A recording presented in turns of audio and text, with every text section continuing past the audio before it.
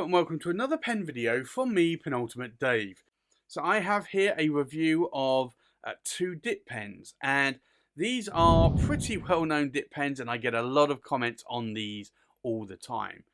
Why do I get comments on these? Well, these are always used in my ink comparison videos, and these are 3D printed pens from a guy called William Shakour in the UK. And William has a 3D printer and he prints all sorts of lovely, lovely pens. Like, he has these Titan pens that he 3D prints, and these are massive piston filling pens. But he also has these beautiful dip pens as well. So, what William has, and I'll show you here. I'll show you on both these pens. So these are a round dip pen, and you can see in the sides of my hand, these are actually quite a nice size. They're a bit bulbous here, but for a reason, because this is where you don't actually feel the pen so much. And it makes it look a little bit more like a dip pen, a professional dip pen. So these are Bach titanium nibs. These are number 8 size nibs. So these are similar to the size that you would see in, say, a Pelican M1000, a Montegrappa, like an extra 1930 model, and even like on a Danny Trio pen. So these are titanium nibs, not steel, but you can basically screw in any of the nibs that he also has for his Titan pens, and it is basically a Bach screw-in nib unit that you can see there.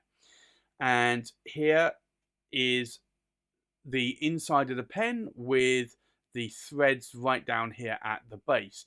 Now, this is a sealed off compartment. However, if you wanted to add a bit of weight to this, you can unscrew the tail, and there is another compartment in there. So you can fill that with beads, or you could fill it with water if you wanted to add more weight to this.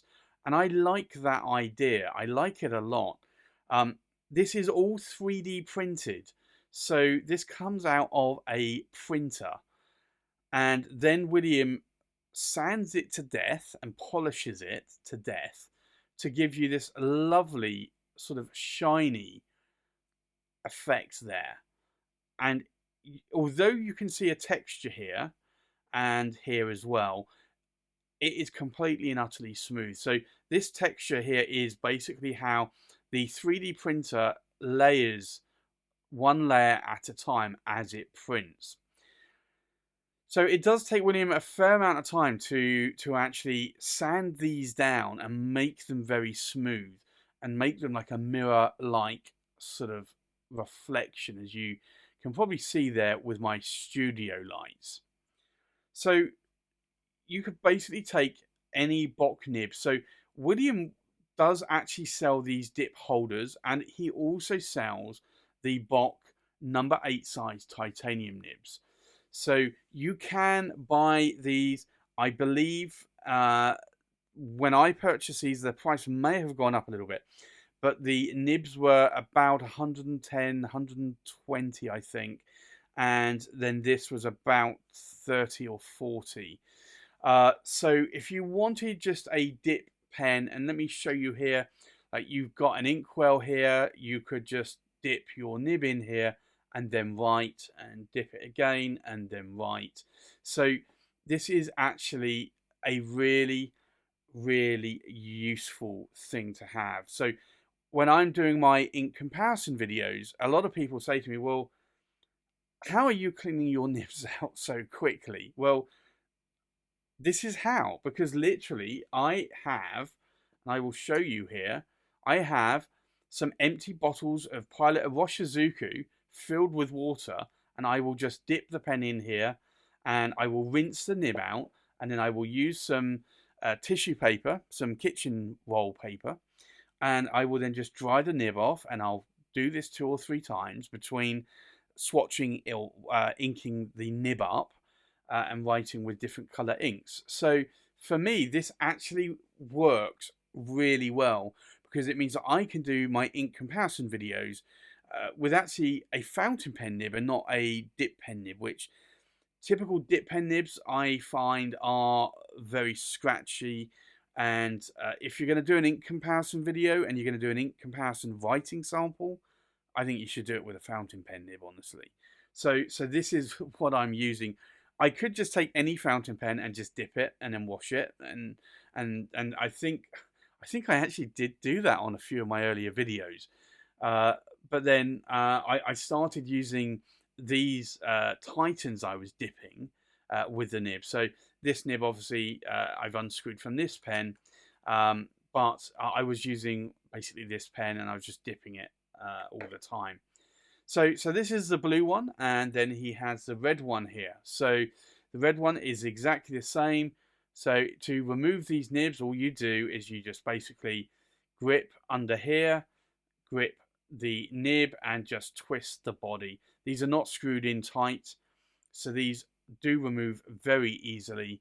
And again, you can see there is a compartment down to about here, which basically just houses the nib, and then you can unscrew the tail if you want to, and again that compartment goes down to about here, hence you can see the difference in color.